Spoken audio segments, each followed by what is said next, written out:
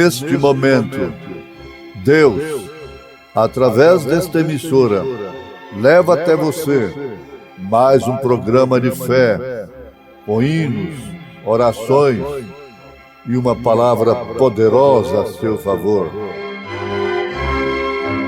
Fé para vencer o mundo. Somente crer, somente crer, tudo é possível, somente crer, somente crer, somente crer, tudo é possível, somente crer.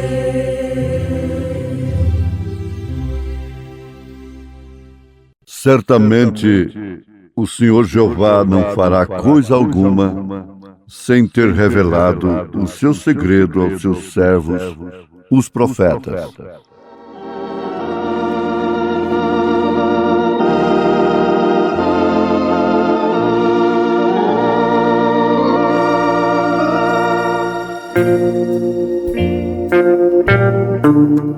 Oh, que saudosa lembrança tenho de ti, ó Sião, terra que eu tanto amo, pois és do meu coração.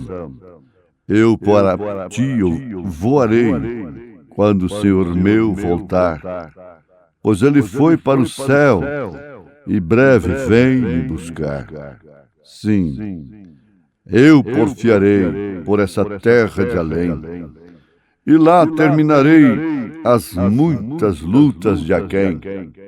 Lá está meu bom Senhor, ao qual eu desejo ver.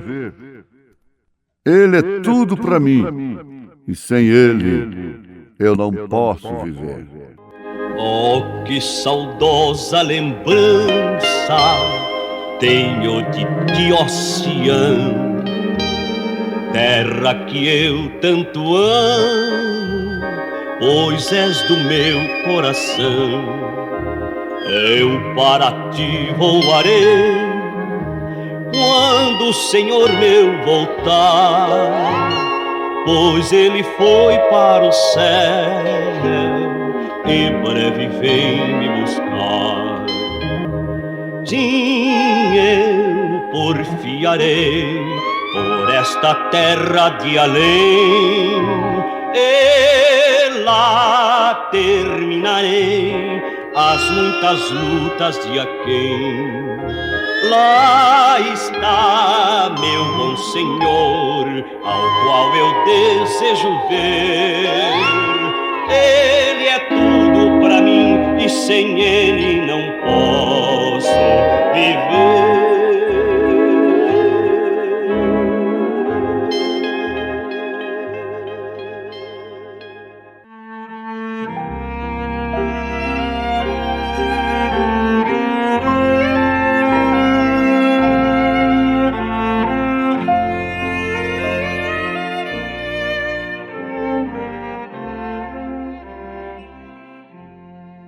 Não trilhe por esta terceira etapa se não tiver unção, se não estiver no Espírito para isto. Não tente nem mesmo pregá-la. Não tente, espere. Não tente entrar pelo mesmo caminho como fizeram os egípcios, e por isso todos pereceram. Lembrando em tempo, vida em si mesmo. Não é o pastor que tem que vencer o leão, o urso é a própria ovelha. Não somente o urso, o leão, mas também o Golias.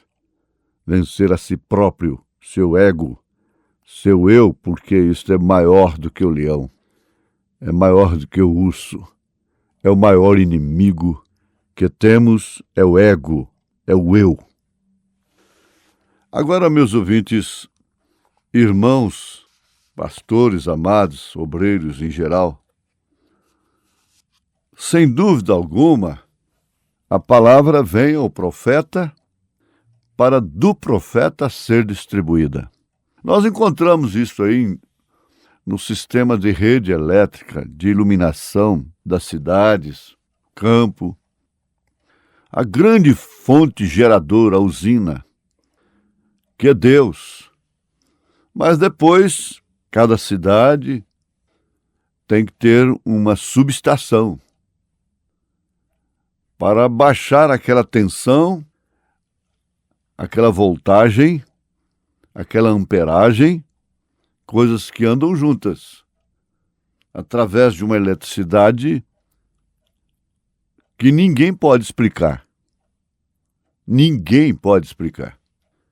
Mas chega lá, nós então vamos ver os transformadores.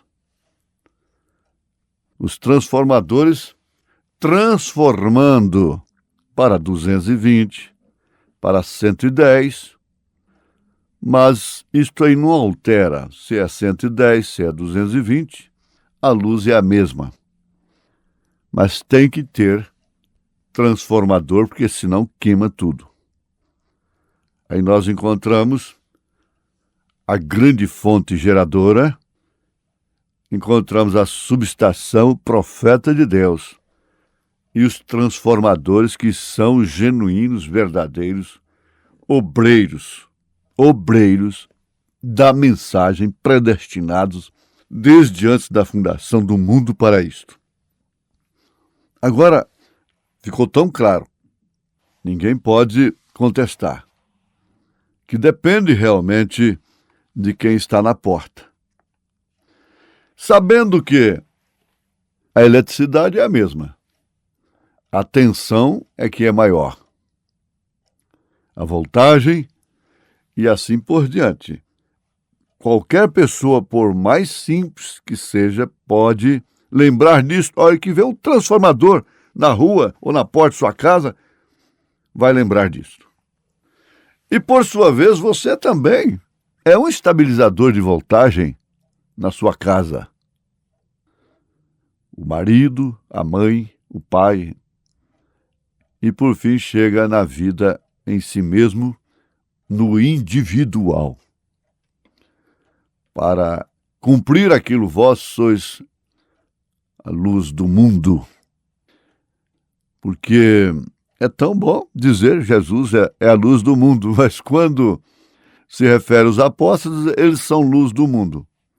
Aí vem vindo os profetas, luz do mundo. E olha que chega em você. É a vela do mundo? É o palito de fósforo do mundo? Não, não. Você é luz do mundo em que você vive. Lá na empresa, no trabalho, onde quer que anda, você é a luz daquele pequeno ou grande mundo que lhe compete, que está dentro de seu âmbito, que a física lhe permite. Agora nós ouvimos Amós dizendo: certamente o Senhor Jeová não fará coisa alguma sem ter revelado o seu segredo a seus servos os profetas. Veja só, a quem? A seus servos os profetas. Cada vez que Deus tem falado sua palavra,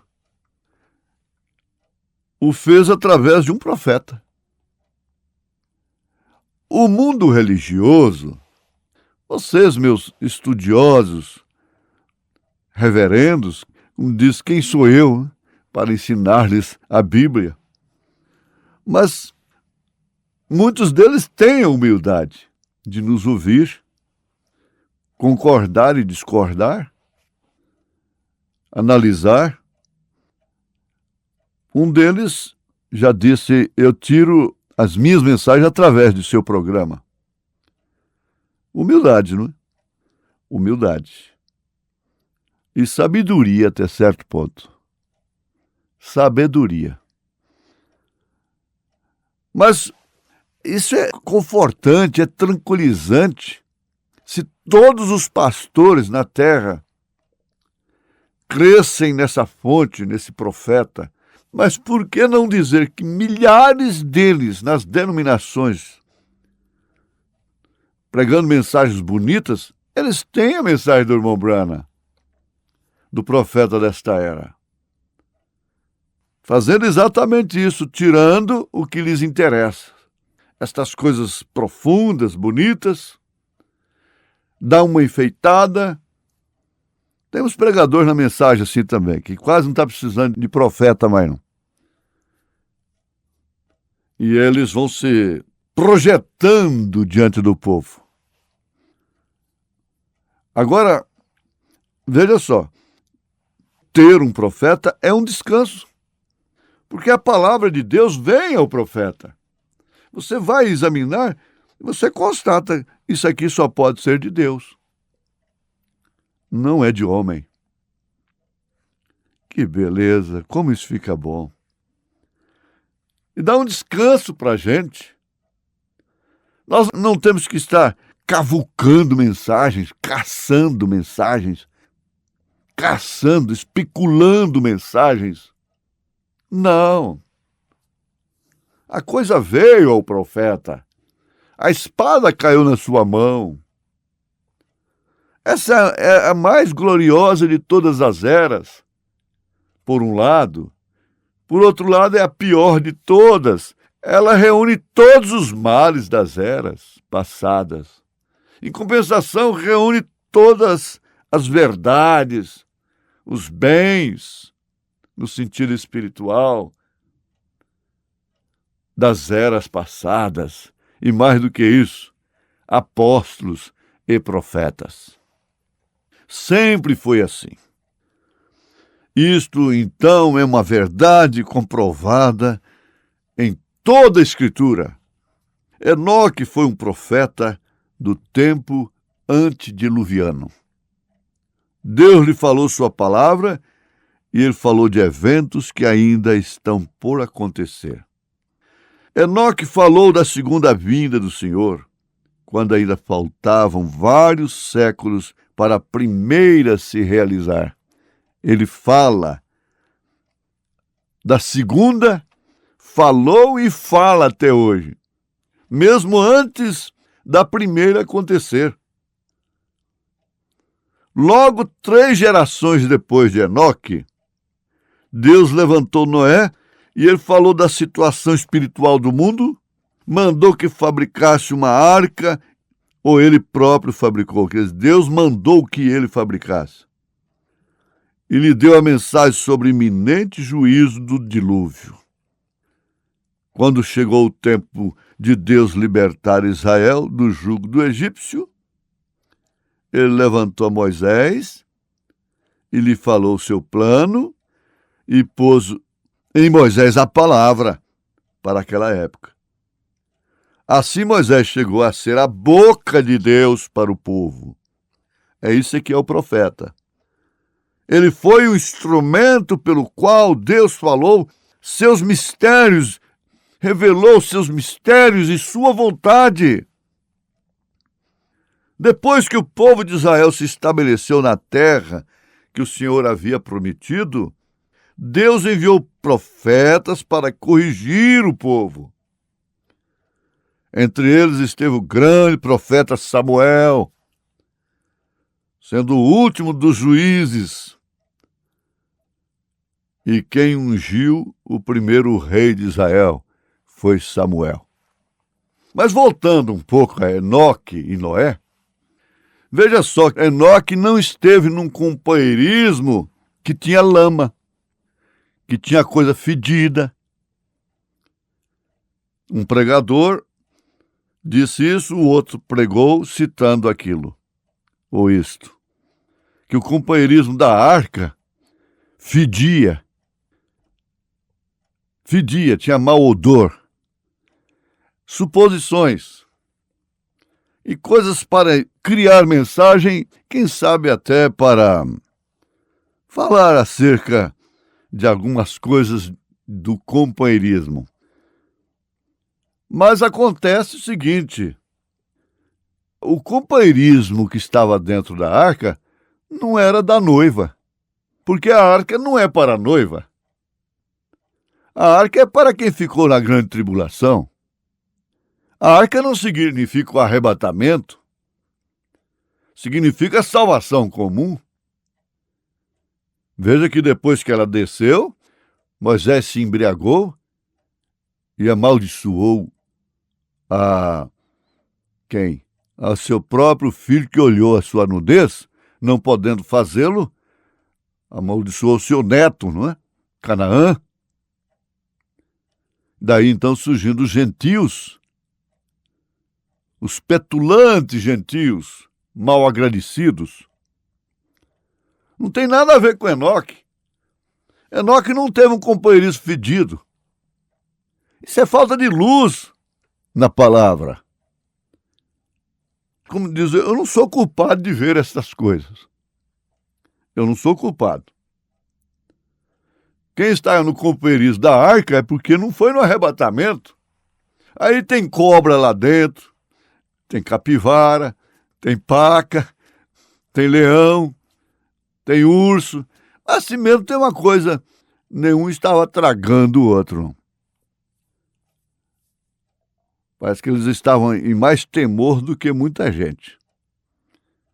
Mais temor pelo que estava acontecendo. Mas, de fato, Noé não representa a noiva. Ló não representa a noiva. Nós podemos aplicar que antes de Deus queimar esse mundo, ele tira a noiva. É uma aplicação. Mas a noiva é o tipo perfeito. Nós não precisamos de mais tipos. O tipo perfeito da noiva é Abraão. Então, nós tivemos outros grandes profetas, entre os quais se destaca Elias, Isaías, Jeremias, Amós, Daniel e assim por diante. Estes homens, como profetas, eles tiveram a palavra de Deus para suas respectivas épocas. Eles falaram em nome do Senhor a mensagem para o seu dia. Esta é a maneira que Deus estabeleceu, segundo as Escrituras, para falar ao seu povo. E aí volta Amós a dizer: certamente o Senhor Jeová não fará coisa alguma sem ter revelado o seu segredo aos seus servos, os profetas. Agora alguém diz assim: mas vai tão bom, mas quando ele fala no Brana, estraga. Então vamos estragar. Estragar para quem tem falta de revelação. Deus levantou Elias pela 4ª vez. Primeira vez foi o Elias mesmo. Segunda vez, o mesmo Espírito em Eliseu. Terceira vez, o mesmo Espírito em João Batista, nome que não tinha na Bíblia. Por fim, vem William Branham, nome que não tem na Bíblia. Mas Espírito que tem na Bíblia, ministério que tem na Bíblia, e por excelência, ministério tríplice. Elias, filho do homem, ministério do filho do homem, ministério do filho do homem, que se diga entre parênteses.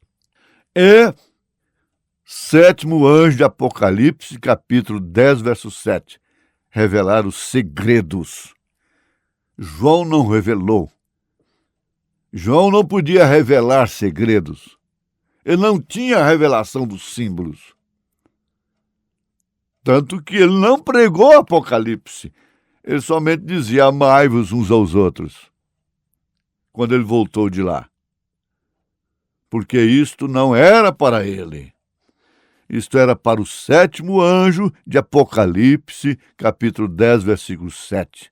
Agora, eu pergunto, isso deveria causar pânico, distúrbio? Sim. No arraial de quem?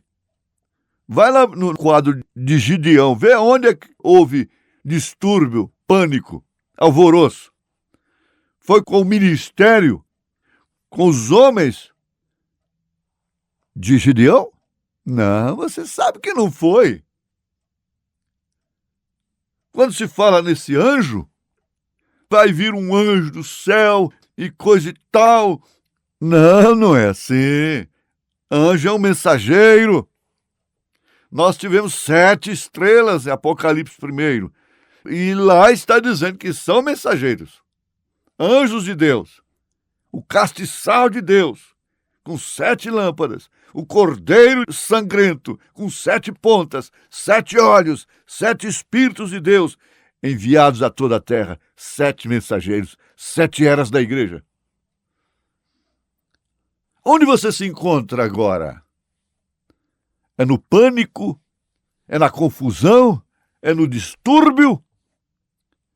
Ou na sensação da segurança? Nós afirmamos que Elias não tirou a identidade, levou um documento para mostrar para a viúva quem era ele. Deus não escreveu numa tabuinha e disse, vai lá e mostra para ela. Não. A coisa estava por dentro dela já. Era o mesmo calibre. Você tem que entender isto, que nós não somos melhores do que ninguém. Há muitas pessoas melhores do que nós. Há muitos Gamaliéis por aí. Nicodemos, que pelo menos à noite foi estar com Jesus. Há muitos melhores do que eu. Pobre, indigno, de até mesmo abrir a boca para falar esta mensagem. Isso é soberania de Deus. Você diz, eu também sou indigna, sou indigno, mas estou nisto. Deus me colocou nisto. Eu não escolhi isto. Você não escolheu a família na qual você deveria nascer.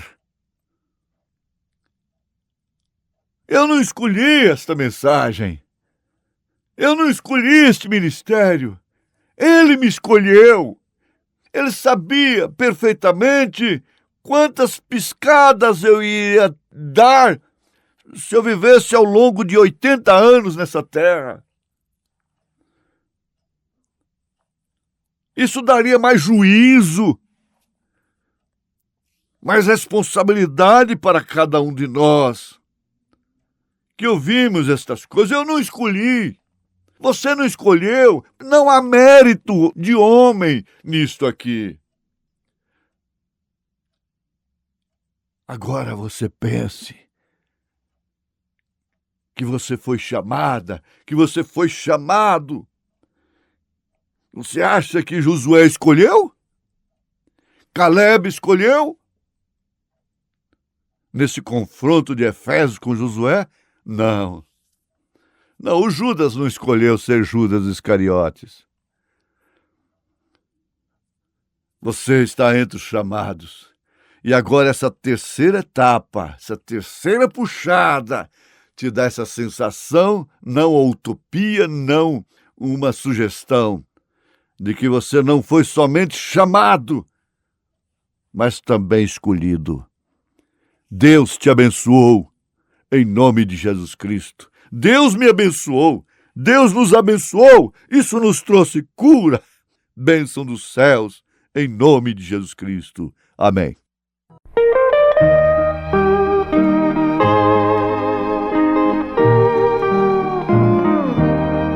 Aonde guiar-me, meu Senhor, eu seguirei por seu amor. É sua mão que me conduz, por mim ferida sobre a cruz. Guia-me sempre, meu Senhor, guia meus passos, Salvador. Tu me compraste sobre a cruz, rege-me em tudo, meu Jesus.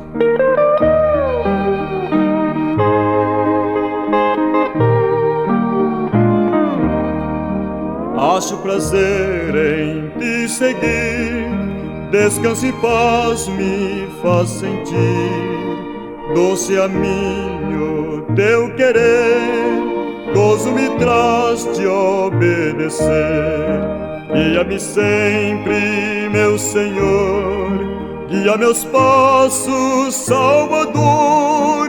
Tu me compraste sobre a cruz, rege-me em tudo, meu Jesus.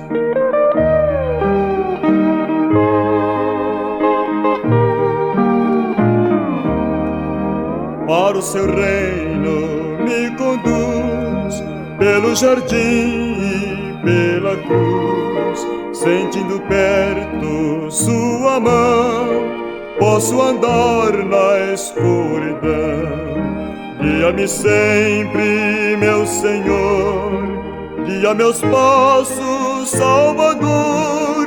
Tu me compraste sobre a cruz, rege-me em tudo, meu Jesus.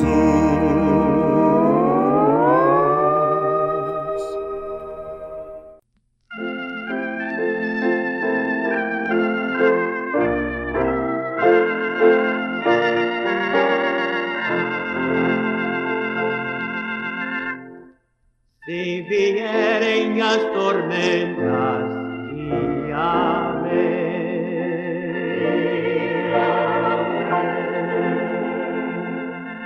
Se vierem as tormentas, guia-me.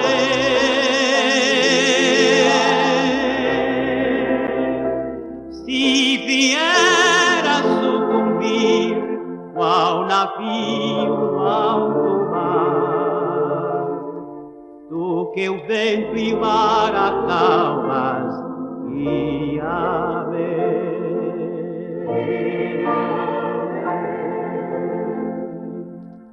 Quando em meio às aflições, guia-me.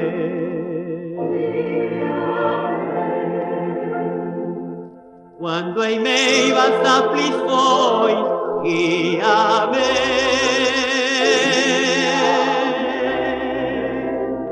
Quando o inferno atacar e eu não puder suportar, tu, meu invencível mestre, guia-me.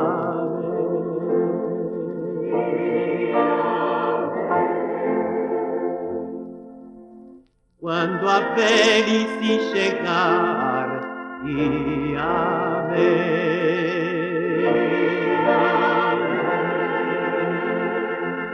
Quando a velhice chegar, guia-me.